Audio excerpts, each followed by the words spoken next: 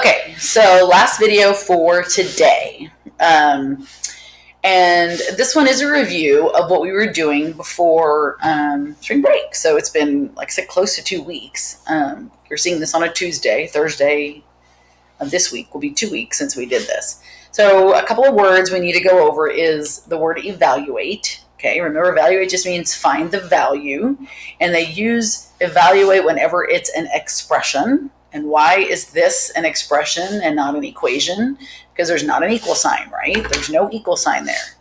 Okay, and then I'm just going to put a little line here. The ones that we were doing before the break, they would give you an expression and then they'd use like semicolons and tell you what X and Y were. And we talked in class about how it's really not a very good layout.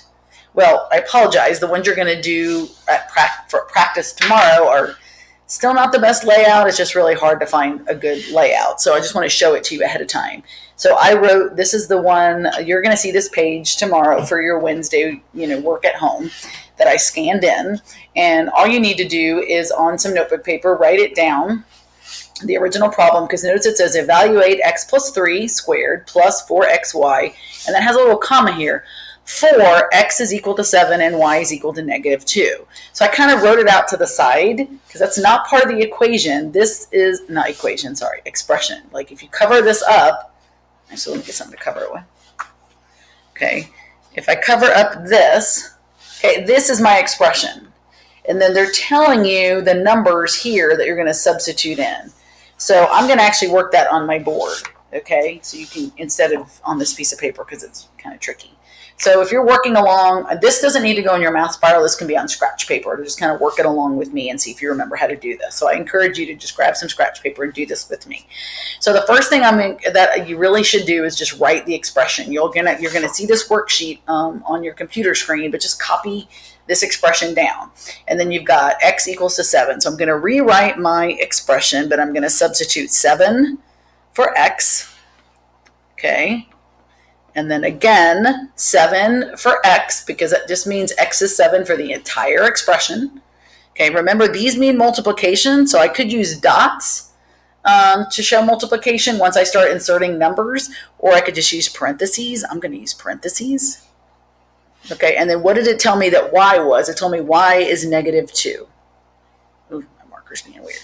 So all I did was I took my x is 7 and I substituted that in for the x here and the x here, and I rewrote it there and there. And then I took my y is -2 and I substituted it in for that y. So now I have, ooh, that's a terrible glare. Let's get rid of that. Nope, that's not helping. It's my dining room table. Okay, we'll come down or go up. We'll go up. Okay, so now thinking of order of operations, what do I need to do first? Okay, well, I want to take care of grouping symbols. Now remember, I use parentheses on purpose because I didn't want you to think these are grouping symbols. I'm not grouping more than one number together. I'm just putting a parentheses around 7 to show that it's multiplied by 4. I could have used a multiplication sign. I could have used a dot, but I used parentheses just to keep it by itself. For it to be a grouping symbol, it has to group 2 or more numbers together. So I don't have to do these first. These are technically not grouping symbols. But this is a grouping symbol because it's grouping 2 numbers together. Okay, so the first thing I want to do is add 7 plus 3. And so I'm going to do that. And now it's 7 plus 3 is 10. And 10 squared, okay, plus 4. And I'll do dots this time just so it doesn't look weird. Times 7 times -2. So there's multiple ways you could write this. I'm going from parentheses to dots now. So then what's next on GEMS? We have grouping symbols, then we have exponents, right? So I'm going to do my exponents first. 10 times 10 is 100. Not 10 times 2 is 20, 10 times 10. Remember, exponents are repeated multiplication. Okay, plus 4 times 7 times -2. Okay, now what do I do next according to order of operations? I don't want to add 100 to 4. If you do that, you're going to mess up. The next thing is M, multiplication or division. So because we know the commutative property of multiplication tells me I can multiply these in any order, you can do this multiplication first or this one. I'm just going to work from left to right like order of operations tells me to do. And I'm going to keep my 100 here. I'm going to do 4 times 7 is 28. And then times -2. Okay. And then I still have some more multiplication to do. I have another, Gems is getting 2, another multiplication to do. So I'm going to do 100 plus 28 times a negative 2, scooch that up, is a negative 56, because a positive times a negative gives you a negative number. I'm going to bring it down. And now the last thing I need to do is my subtraction or addition, the last step of Gems. And this one is going to be addition, but it's a positive number and a negative number. So remember, you're finding the difference between the two. Wait, what's the video? Same signs add, different signs subtract. And y'all can kind of sing along with me. I know you're singing along or getting cringy. Same signs keep, I forget how it goes. Anyway, so if the signs are different, you're subtracting. So the difference between, and then you keep the sign of the larger number. So this answer is 44. Okay, so that's the example. And it's at the very top of the page here.